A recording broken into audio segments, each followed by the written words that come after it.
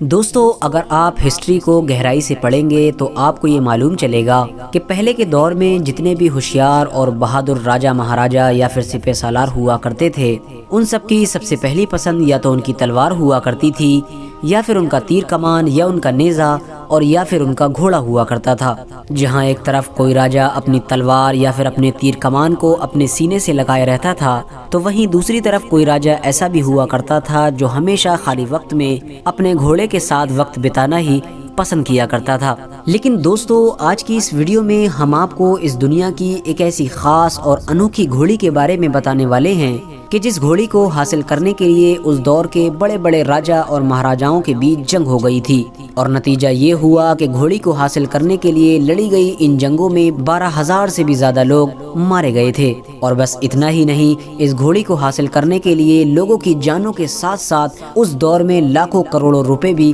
خرچ کر دیے گئے تھے۔ اور سب سے زیادہ حیرانی کی بات یہ ہے کہ اس دور میں راجہ مہاراجہ اس گھوڑی کے اتنے زیادہ دیوانے ہو گئے تھے کہ اس گھوڑی کی وجہ سے دنیا کا سب سے قیمتی ہیرا یعنی کوہ نور کو بھی داؤں پر لگا دیا گیا تھا۔ دوستو میں بات کر رہا ہوں سکھ سلطنت کے فاؤنڈر یعنی راجہ رنجیت سنگھ کی گھوڑی کے بارے میں، جسے آج پوری دنیا اسپِ لیلا کے نام سے جانتی ہے۔ دوستو یہ کہانی اس دور کی ہے کہ جب کشمیر، لاہور اور پنجاب جیسے علاقوں پر سکھ سلطنت کے پہلے اور سب سے مضبوط حکمران یعنی راجہ رنجیت سنگھ کی حکومت تھی۔ راجہ رنجیت سنگھ ایک ہوشیار اور بہادر راجہ ہونے کے ساتھ ساتھ گھوڑوں کے بھی بہت زیادہ شوقین تھے۔ بتایا جاتا ہے کہ ان کے شاہی استبل میں 12,000 سے بھی زیادہ گھوڑے موجود تھے۔ راجہ رنجیت سنگھ جب بھی اکیلا پن محسوس کرتے تو وہ اپنا اکیلا پن دور کرنے کے لیے بھی اپنے پیارے پیارے گھوڑوں کے ساتھ وقت بتایا کرتے تھے۔ گھوڑے کو لے کر راجہ رنجیت سنگھ کی دیوانگی کا یہ عالم تھا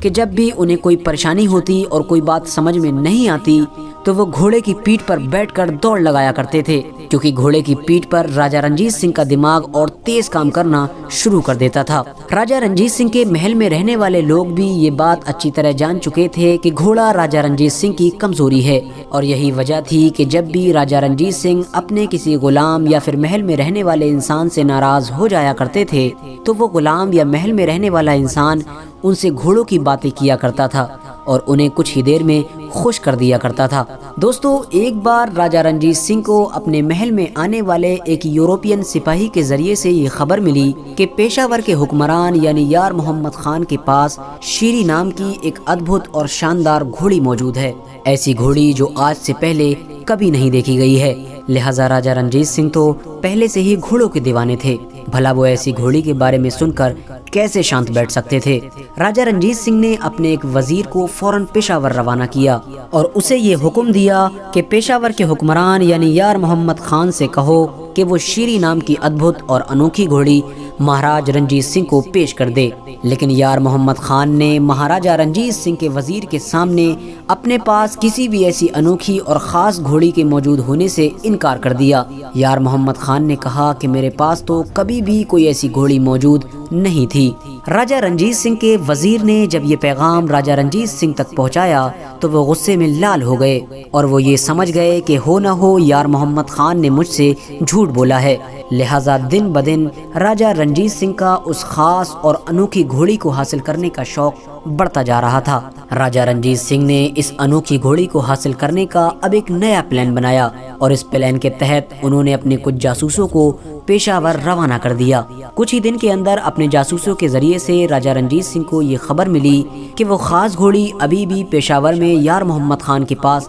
موجود ہے۔ یہ خبر سنتے ہی راجہ رنجیت سنگھ نے اپنے ایک بھروسے مند اور ہوشیار سپہ سالار جس کا نام بدھا سنگھ سندھا والیہ تھا، اس کی سپہ سالاری میں ایک بڑی فوج پیشاور کی طرف روانہ کر دی اور اپنے سپہ سالار کو یہ حکم دیا کہ چاہے کچھ بھی ہو جائے وہ خاص اور انوکھی گھوڑی لاہور لیے بنا واپس مت آنا۔ آخرکار راجہ رنجیت سنگھ اور یار محمد خان کی فوج کے بیچ بڑی زبردست جنگ ہوئی، اور یہ دنیا کی پہلی ایسی جنگ تھی جو صرف کسی ایک جانور کو حاصل کرنے کے لیے لڑی جا رہی تھی۔ اس جنگ میں لاکھوں روپے برباد ہونے کے ساتھ ساتھ ہزاروں لوگوں کو اپنی جان بھی گنوانی پڑی تھی، اور آخرکار اس جنگ میں پیشاور کے حکمران یعنی یار محمد خان کو ہار کا سامنا کرنا پڑا تھا۔ جنگ جیتنے کے بعد راجہ رنجیت سنگھ کے اس سپہ سالار نے نہ صرف اس خاص اور انوکھی گھوڑی کو اپنے سامنے حاضر کرنے کا حکم جاری کیا بلکہ ساتھ ساتھ پشاور کے حکمران یعنی یار محمد خان کے ایک بیٹے کو بھی ضمانت کے طور پر لاہور لے جانے کے لیے گرفتار کر لیا۔ لیکن یار محمد خان بھی اپنی اس گھوڑی کے اتنے دیوانے تھے کہ انہوں نے اپنے بیٹے کو تو اس سپہ سالار کے سامنے حاضر کر دیا لیکن گھوڑی دینے سے منع کر دیا، اور انہوں نے کہا کہ میرے پاس پہلے کبھی ایسی گھوڑی ہوا کرتی تھی لیکن اب تو وہ مر چکی ہے۔ راجہ رنجیت سنگھ نے جب اس بار بھی اپنی اتنی بڑی فوج کو گھوڑی لیے بنا خالی ہاتھ لاہور آتے ہوئے دیکھا تو وہ غصے سے اور زیادہ لال ہو گئے، اور انہوں نے یہ ٹھان لی کہ چاہے کچھ بھی ہو جائے میں اس گھوڑی کو حاصل کر کے ہی رہوں گا۔ چند دنوں کے بعد ہی رنجیت سنگھ نے دوبارہ سے اپنی ایک بڑی فوج پشاور کی طرف روانہ کی، اور اس بار اس فوج کی کمان رنجیت سنگھ نے اپنے ایک یوروپین کمانڈر جس کا نام وینتورا تھا اسے دے رکھی تھی، اور اسے یہ نصیحت کی تھی کہ چاہے کچھ بھی ہو جائے بنا گھوڑی لیے تم لاہور قلعے میں واپس مت لوٹنا۔ لیکن دوسری طرف جیسے ہی یار محمد خان کو یہ خبر ملی کہ راجہ رنجیت سنگھ نے پشاور کی طرف ایک بڑی فوج بھیجی ہے تو اس نے فوراً اپنی پوری سلطنت اپنے بھائی یعنی سلطان محمد خان کو سونپی اور خود گھوڑے کو لے کر پہاڑوں کی طرف دوڑتا چلا گیا۔ راجہ رنجیت سنگھ کے اس یوروپین سپہ سالار نے پشاور پہنچتے ہی سب سے پہلے یار محمد خان کے بھائی یعنی سلطان محمد خان کے ساتھ ساتھ اس کی پوری فیملی کو گرفتار کر لیا، اور یار محمد خان کو یہ پیغام بھجوایا کہ اگر وہ خود گھوڑی لے کر ہمارے سامنے حاضر نہیں ہوا تو ان سب کو قتل کر دیا جائے گا۔ یہ دھمکی سنتے ہی یار محمد خان گھبرا گیا اور فوراً مجبوری میں گھوڑی لے کر راجہ رنجیت سنگھ کی فوج کے سامنے حاضر ہو گیا۔ بتایا جاتا ہے کہ جس وقت یار محمد خان سے اس کی وہ گھوڑی چھینی گئی تھی تو اس وقت یار محمد خان بچوں کی طرح سسک سسک کر رو رہا تھا، لیکن آخر کر بھی کیا سکتا تھا۔ اور وہیں دوسری طرف جیسے ہی راجہ رنجیت سنگھ کو اس گھوڑی کے لاہور آنے کی خبر ملی تو راجہ رنجیت سنگھ کی خوشیوں کا ٹھکانہ نہ رہا۔ راجہ رنجیت سنگھ نے فوراً اس انوکھی اور خاص گھوڑی کے سواگت کی تیاریاں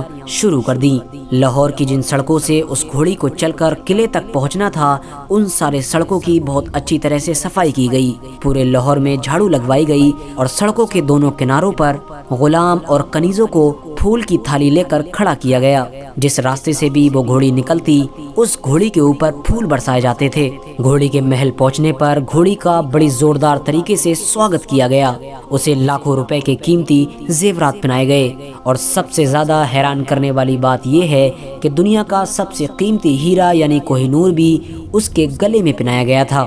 راجہ رنجیت سنگھ بھی اس گھوڑی کو اتنی اہمیت بھلا کیوں نہ دیتے، کیونکہ اس گھوڑی کو حاصل کرنے کے لیے ہی انہوں نے نہ صرف اپنے قیمتی خزانے لوٹا دیے تھے بلکہ ساتھ ساتھ ہزاروں فوجیوں کی بھی قربانی دی تھی۔ یار محمد خان سے گھوڑی چھین کر لاہور لانے والے اس یوروپین کمانڈر کو بھی راجہ رنجیت سنگھ نے بڑے انعام سے نوازا تھا۔ اس گھوڑی کا نام راجہ رنجیت سنگھ نے اسپِ لیلا رکھا، جس نام سے وہ آج بھی ہسٹری میں مشہور ہے۔ بعد میں راجہ رنجیت سنگھ کی اس گھوڑی کو خاص موقعوں پر ہی باہر نکالا جاتا تھا،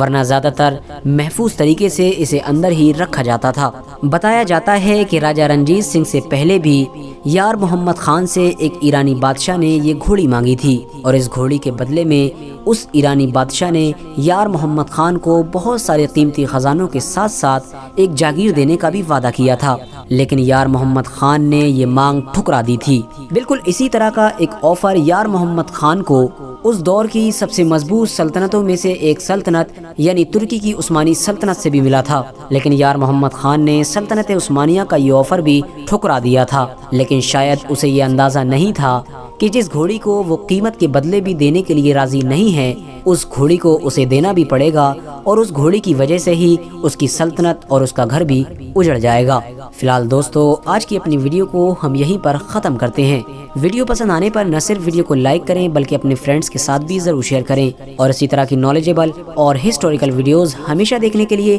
ہمارے چینل کو سبسکرائب کر کے ساتھ ہی میں بیل آئیکن کو بھی پریس کر دیں۔